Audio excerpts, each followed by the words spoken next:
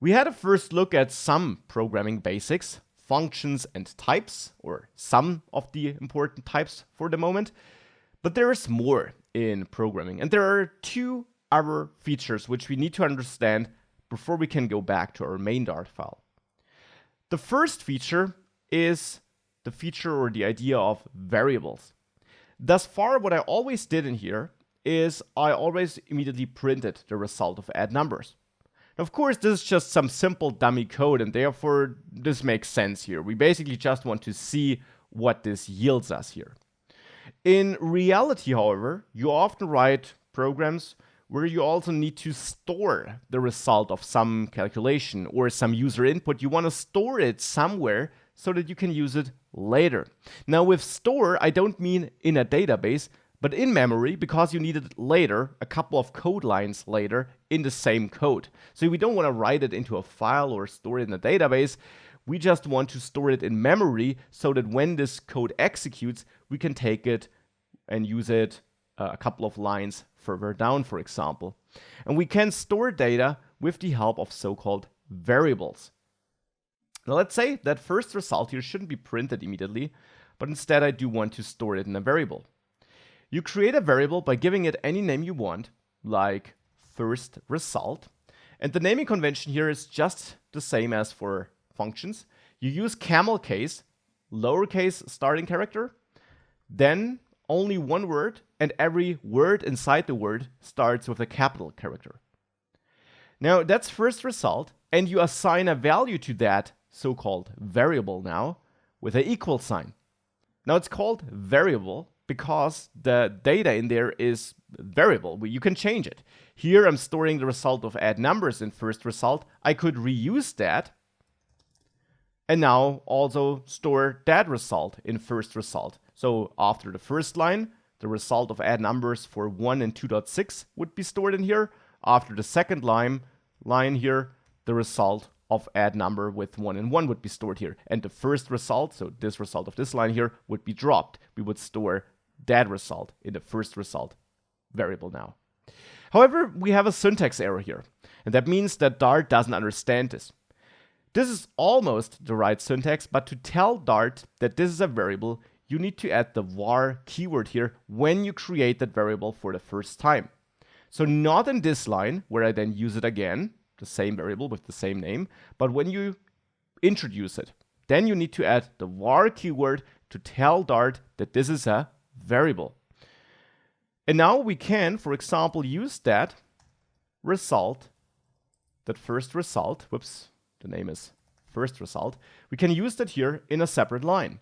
Sometimes you even just use a variable to make your code easier to read so that you can split it across multiple lines. Sometimes you have some other code in between that you need to execute first, and then you want to use first result later. Maybe you even want to combine it with some other calculation that you add +1 to it. That would be possible too. First result simply holds the value returned by add numbers. And that number in our case is a double. So you can do anything with it, which you could do with any other double. So now if I run this, we print 3 here because first result has the result of add numbers with 1 and 1 stored, which is 2. And then we add 1 to it. So we have 2 + 1, and we print that result and therefore see 3 here. Variables are a core feature in Dart, and we'll see it a lot throughout this course.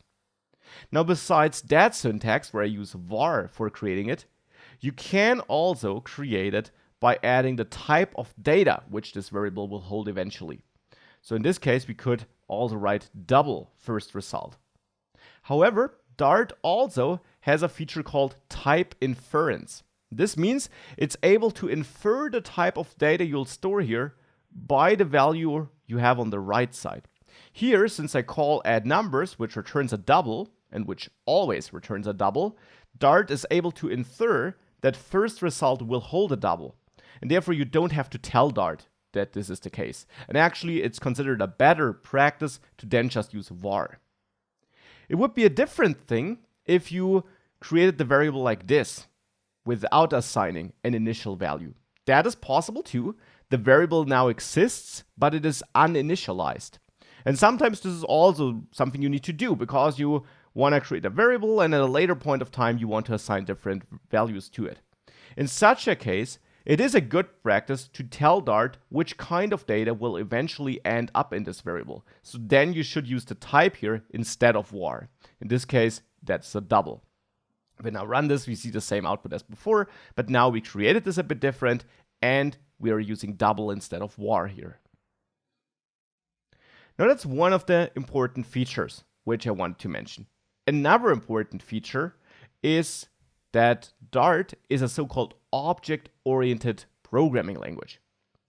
I did mention that everything in Dart is an object. So this number, this one here, is an object. Now, you would say it's a number, and that's true, but a number is just an object. Now, what is an object? Everything in Dart is basically a data structure with a lot of different information in it. Now, here the information is, of course, that it's 1, but there is some other metadata which Dart uses internally, you could say. Now, why do we actually start expressing our data structure as objects? Well, that is simply related to the real world. If we think about the real world, we work with objects there too, right? You have a car and you can drive that car, or your car has a certain amount of seats or a certain amount of horsepower. So we describe our real world with objects. And the idea simply is to bring that way of thinking into development, into programming, so that it's closer to the real world. So we work with objects in our program because, of course, typically with programs, like here where we're building apps, we also have things which we could describe as objects. For example, in a mobile app, we have a button. A button, of course, would be a valid object if you think about it like this. So that's why we call it object, and where this idea of using objects comes from, why we group things into data structures that we call objects. That simply comes from the real world, and it should help you think about and reason about your program. And the core idea really just is that you can kind of bring the way you think about reality into how you think about your programs. That's the rough general idea. And how you work with objects will, of course, become very clear throughout this course, because we work with objects all the time in there. Now, you can also create your own objects, because sometimes you're not just working with a text or a number, but you have a more complex data structure which you want to express in your code. Let's say you have a person with a name and an age. Of course, we could create a variable here, string name. String, this is how you tell Dart that this will be of type string. Please note that unlike double, it starts with a capital character. That's just how it is.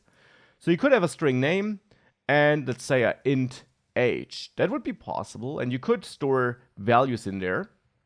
And to you as a developer, it would of course be obvious that these two are related.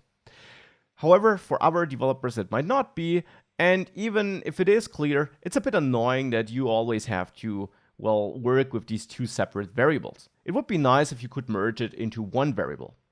And that can be done with so-called objects.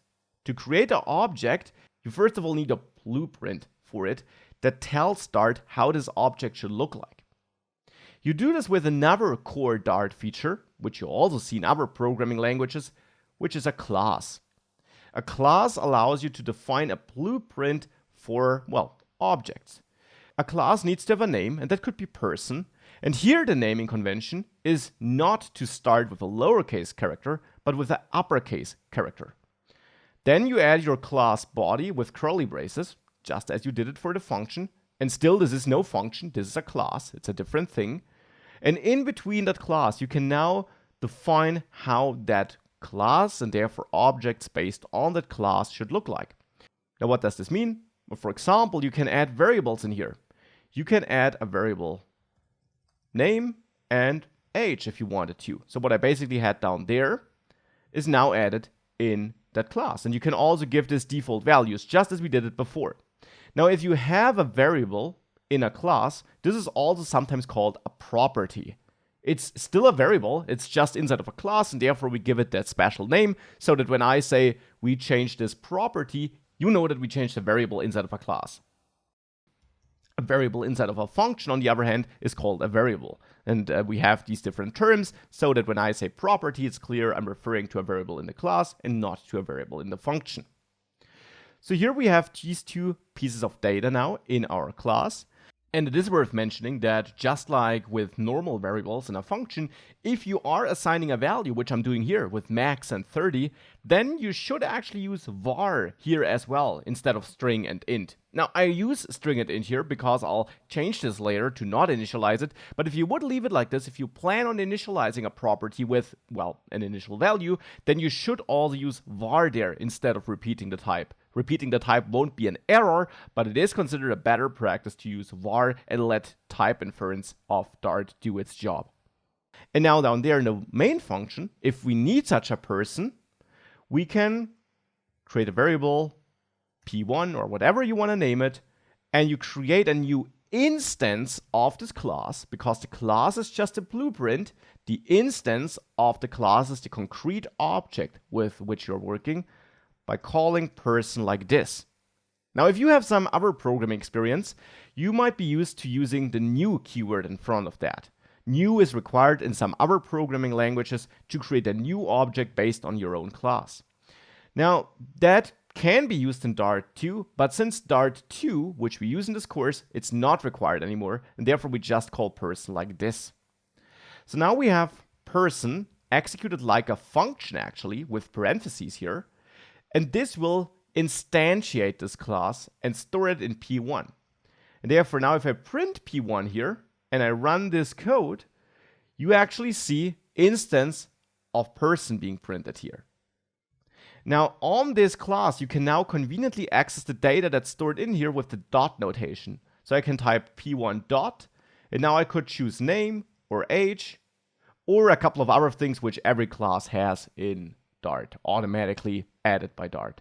But here I could print p1age, and if I now run this, we see 30 here. And that's what I meant. Now we grouped that data together, and we can create new persons by simply calling person again.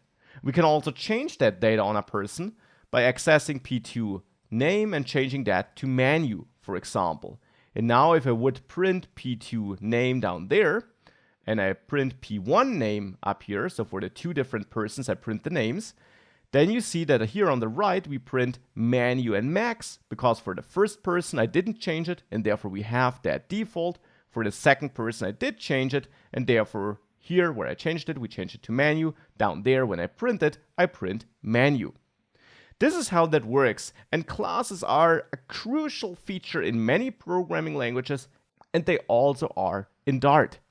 Now there's more about classes and about Dart, which we'll learn throughout this course. I don't want to bore you now with a 1 hour long introduction to Dart. I find it more interesting to learn Dart whilst we are learning Flutter. But these are some basics which I needed to get out of the way so that we now can continue working on our main Dart file and understand what's going on in there.